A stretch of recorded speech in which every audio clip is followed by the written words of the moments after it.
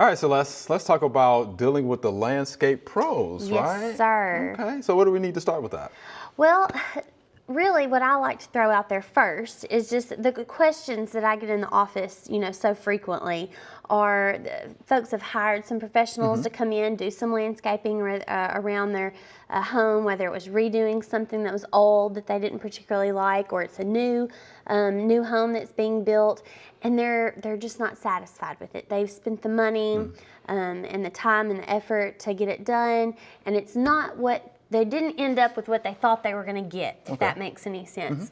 And so I just think that it's important to educate people about the different types of professionals that you could hire to do these jobs, plan these jobs, talk about what the differences are in them, and then just give some tips on how to, be more successful with your end product. Yeah, well, let's talk about those types of professionals then. Let's do that. So the first professional that I always want to bring up is a landscape architect. Okay. So those folks are going to have advanced degrees, in that area.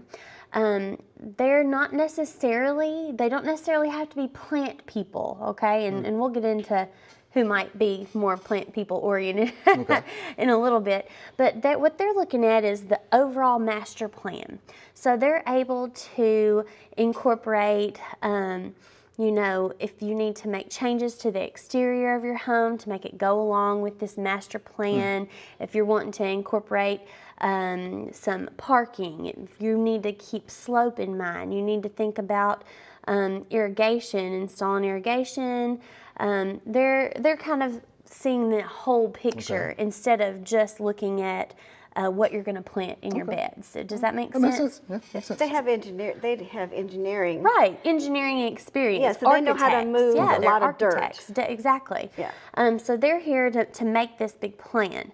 Then, oftentimes, the architects may employ a landscape designer to help them make those particular plant choices and do the plant designs. Now, if your project isn't quite that extensive, I would say you may be able to forego the landscape architect because they will be definitely more pricey. Yes.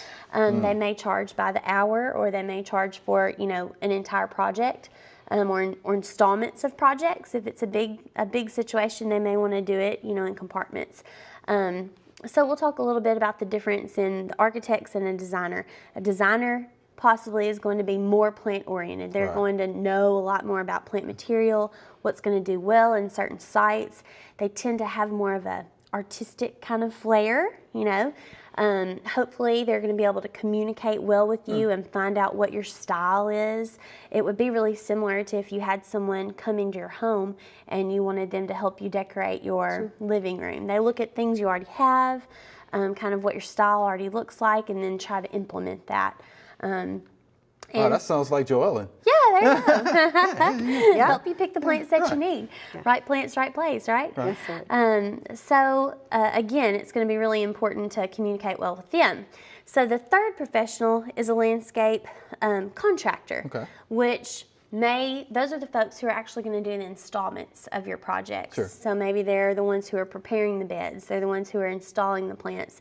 The ones who are, if you're getting a new patio laid or having lighting installed, they're the people who are going to be subcontracted out to actually do the work.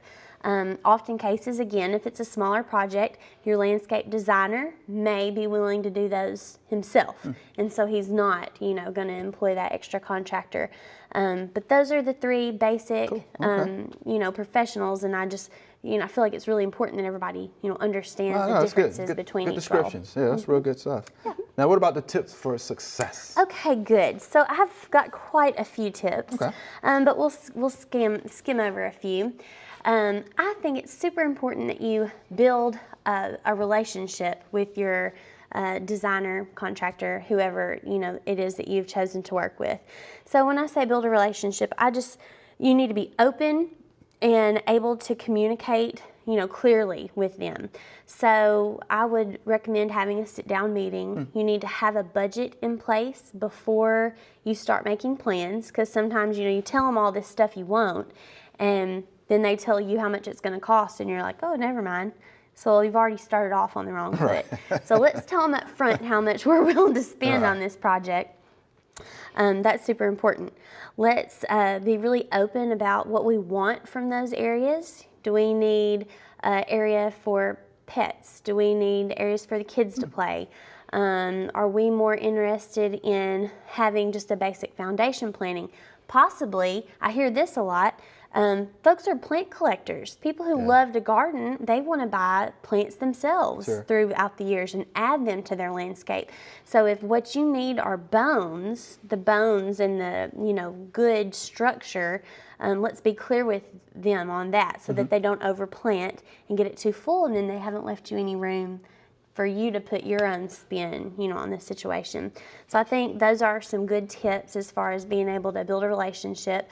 I also like to have a contract with them. Make sure we sign a contract just concerning budget, time frame, the guarantees of their work. If they're gonna have, you know, say that these plants aren't going to die because I planted them right, or, you know, we're willing to come in and help fix things if something, you know, was installed incorrectly, so on and so forth, different things like that.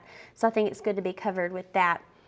Some other things to keep in mind are, you know, site analysis. So before you start this project, we need to be able to locate all of our lines, you know, call 811, know where all your buried lines are. If you are aware of like wet areas, that can be a huge problem, especially with new homes who have a lot of soil that's been brought in that maybe isn't topsoil and it's not going to drain properly because it's really heavy soils. So landscape designers, most of them are going to have some good solutions on how to help you correct those drainage issues before we start planting. Being able to identify if you have a hard pan, you know, 1.5 feet underneath the soil and you've installed all these plants and now it's holding water and they all die and you're not sure why. So just being able to kind of analyze some of those site issues before you start would be another tip of mine. And then I think one of the most important tips that I could say is to identify your own personal garden style.